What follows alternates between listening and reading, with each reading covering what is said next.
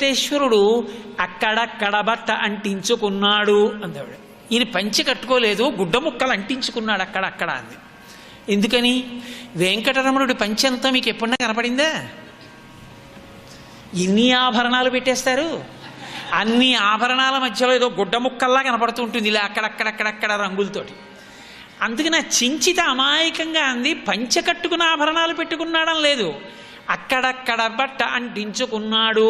బట్ట అంటించుకున్నాడు అక్కడక్కడ, ఈయన పంట కట్టుకోలేదు. ఇక్కడ ఉన్న వెంకటేశ్వర స్వామి వారి ఆవిడ ఎంత గొప్పగా అనుభవించిందో ఆ తల్లి. నిజంగా మీరు చదవాలి వెంకటాచల మహాత్మ్యం, ఆవిడ చెంచు నాటకం, ఆవిడ రచనలు, అసలు ప్రతి పద్యం అద్భుతం, అంతే అమృత భాండం. వెంకటేశ్వర అనుగ్రహంతో వచ్చిన పద్యం. పలికిడిది భాగవతమట పలికించు విభుండు రామభద్రుండట, నే పలికిన భవహరమగునట పలికిద వీరుండుగాథ పలుకగనేలా అని మహానుభావుడు పోతనగారి చెప్పుకున్నట్టుగా తరిగొండ వెంగమాంబ గారి నోటి వెంట అటువంటి పద్యాలు పడ్డాయి. ఆవిడ వెంకటాచల మహాత్మ్యమునందు అనుభవించారు ఒక ఘట్టాన్ని. అప్పటికి పద్మావతి కళ్యాణం అయిపోయి వెంకటేశ్వర స్వామి వారు ఏకాంతమునందు ఉన్నారు. రాత్రి లక్ష్మీదేవి వచ్చింది. లక్ష్మీ వెంకటేశ్వరుల మధ్య సరస సంభాషణం నడుస్తోంది. ఆవిడ వచ్చి కూర్చుంటే వెంకటేశ్వరుడు అన్నాడు, ఓ రమాదేవి, నీవు వచ్చిన కథమున నాకు సంతోషమయ్యే, కానీ నాడు ధనదు చేత తీసిన రుణము తీరు ఉపాయమేది నాకిప్పుడు ఎరింగింపు మిందువదన. వెంకటేశ్వర స్వామి వారు కూడా లక్ష్మీదేవిని అన్నారు పిలిచి, ఓ రమాదేవి, నీవు వచ్చిన కథమున నాకు సంతోషమయ్యే. అప్పుడు వెళ్ళిపోయిందిగా మరి వైకుంఠంలో. లక్ష్మీ, నువ్వు వచ్చావు, నాకు ఎంతో సంతోషంగా ఉంది. నాడు ధనదు చేత తీసిన రుణము, శ్రీనివాస కళ్యాణం జరిగింది కదా, పద్మావతి కళ్యాణం, అప్పుడు అప్పుచ్చుకున్నాను నువ్వు దగ్గర లేక పెళ్లికి. కలియుగంలో అప్పు లేకుండా పెళ్ళి అవదని చెప్పడానికి ఆయన అప్పు చేశాడు, యుగధర్మం.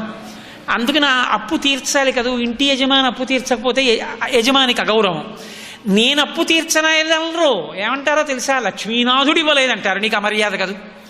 కాబట్టి ఆ అప్పు తీరే ఉపాయం ఏమిటంటావు అన్నాడు. నువ్వు ఇయ్యనలేదు, అది చమత్కారం. ఒక్కొక్కళ్ళ గడుసుతనం అలా ఉంటుంది.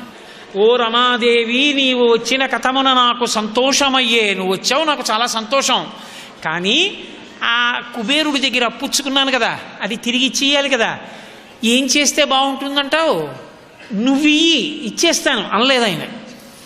అందుకే కాసుల పురుషోత్తమ కవి శ్రీకాకుళాంధ్రదేవ అంటూ దెప్పి పొడిచాడు. ఆయన అన్నాడు, ఆలు నిర్వాహకురాలు భూదేవి అయి అఖిల భారకుడన్న వ్యాఖ్య తెచ్చి. భూదేవి అన్నింటినీ నిర్వహించి నీకు అఖిల భారకుడమని పేరు తెచ్చింది. లక్ష్మీదేవి అందరినీ ఆదరిస్తూ ఉంటుంది కాబట్టి లక్ష్మీపతివని ఓ గౌరవం వచ్చింది. మన్మధుడు కొడుకయ్యాడు కాబట్టి లోకమంతా సృష్టింపబడుతోంది. ఆలు బిడ్డలు తెచ్చు ప్రఖ్యాతి కాని మొదటి నుండి నీవు దామోదరుడవి, చిత్రచిత్ర ప్రకాశ దక్షిణ్య భావ హత విమత జీవ శ్రీకాకుళాంధ్రదేవా అని దిప్పిపొడిచాడు. అలా లక్ష్మీ డబ్బులు ఇయ్యి అంటే బాగుండదని, అప్పు ఎలా తీర్చడం చెప్పు అన్నాడు ఆయన. ఆవిడంది, అనగా పెండ్లికి నేను వచ్చినప్పుడు ఇందు ధనము లేదని చెప్పిన తప్పే, అట్లు చెప్పినన్ ప్రేమంబుతో నేనియ్యనే, నన్ను నీవప్పుడు తేరదేసి ధనదున్ నా పెండ్లికి నీవప్పిమ్మని యాచించి రుణంబు చేయు పనికే మందున్ జగన్నాయక.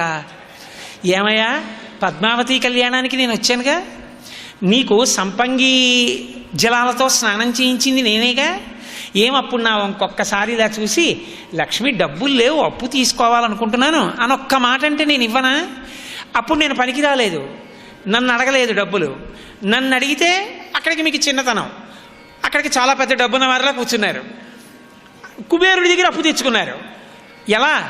యాచించి, నా పెళ్ళికి డబ్బు కావాలయా, ఏమనుకోకు, నాకు కొంచెం డబ్బులు ఇప్పించు అంటే ఆయనేమన్నాడు, అలాగే ఇస్తాను కానండి, ఎందుకైనా మంచిది. మరి యుగలక్షణం ఒకటి ఉంటుంది కదా, భయం అన్నది ఒకటి ఉంటుంది కదా, ఆడిన మాటకి నిలబడతారా జనం?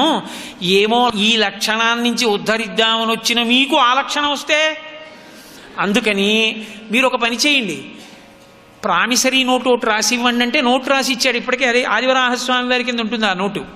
కాబట్టి నోటు రాసి ఇచ్చాడు. ఇస్తే ఆయన అన్నాడు, నోటు రాసి ఇచ్చారు కానీ సాక్షి సంతకాలు ఉండాలి కదా అంటే చతుర్ముఖ బ్రహ్మగారు ఒకటి పెట్టారు.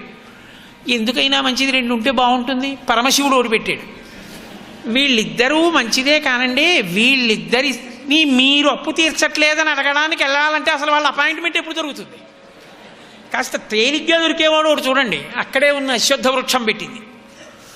ఇప్పుడు ముగ్గురు అక్కడ సాక్షి సంతకాలు పెడితే అప్పిచ్చారు. స్వామి, అంత కష్టపడి మీరు కుబేరుడి దగ్గర అప్పుచ్చుకోవాలా? ఇవి నన్ను అడిగితే నేను ఇవ్వను. ఎందుకంత కష్టపడి అప్పుచ్చుకున్నారు? ఆ రోజు మర్యాద పోయేటట్టు. పోన్లేండి, అప్పుచ్చుకుంటే పుచ్చుకున్నారు, కానీ నన్ను అడగలేదని నేను బాధపడుతున్నాను. ఇప్పుడు నేను ఇవ్వడానికి సిద్ధంగా ఉన్నాను అంటే ఆయన అన్నాడు వెంటనే, నావుడు విష్ణుడు ఇట్లనియే నన్నెడబాసిన జాలి చేత నీవతి చింతనొందగను నేను ముదంబున పెండ్లికి అద్దమున్ కావెలనంచు నీ వద్ద గైకొను బుద్ధి ఎట్లు పుట్టు. ఓ రమాదేవి, నీవిది తప్పు చేసి నన్ను తేరగ చూడక మంచు పల్కగన్. పద్మావతి కళ్యాణం కోసమని నేను ఆ రుణం చేశాను. పద్మావతి పరిణయం కోసమని రుణం తీసుకుంటూ నీ దగ్గరికి వచ్చి, లక్ష్మీదేవి పద్మావతి అందరూ తత్వతః ఒకటే అయినా లక్ష్మి ఉండగా కదా పద్మావతి కళ్యాణం జరిగింది. ఏ భార్య అయినా దేనికైనా డబ్బిస్తుందేమో, కానీ నీవు నన్నెడబాసిన జాలి చేత అతి చింతను పొంది ఉండగను. అయ్యయ్యో, ఎంత లక్ష్మివైనా, ఎంత పద్మావతి అయినా, ఎంత తత్వతః మీ ఇద్దరు ఒకటే అయినా, నువ్వు నా నుంచి దూరంగా ఉన్నప్పుడు నేను పద్మావతిని తెచ్చి కళ్యాణం చేసుకుంటుంటే నిన్నొచ్చి డబ్బు అడగనా? బాగుండదని అడగలేదు. ఎంత బలహీనమైన కారణానికి నేను అడగలేదో తెలిసి కూడా అది తప్పు చేసి నన్ను ఇలా తప్పిపడవడం అయినా బాగుందా నువ్వు? కాబట్టి ఆ ప్రసక్తి అక్కడతో వదిలేయి. ఈ కుబేరుడి సంగతి ఏమైనా ఆలోచించు. ఇప్పుడు ఇద్దరం మళ్ళీ పెద్ద మనుషులతో మాట్లాడుకుందాం అంటే ఆవిడంది, దానికంత బెంగెందుకండి? ఎంత అప్పు చేశారో చెప్పండి, వడ్డీతో కలిపి ఇచ్చేస్తారు, పట్టుకెళ్ళి ఇచ్చేసేయండి కుబేరుడికి, ఇచ్చేసి నోటు పట్టుకొచ్చేయండి. ఆయన అన్నాడు, ఆ పాటి ఆలోచన నాకు రాక కాదు, కలియుగాంతం వరకు ఆ అప్పు తీర్చను, వడ్డీ మాత్రమే కడతాను. ఎందుకు కట్టనో తెలుసా?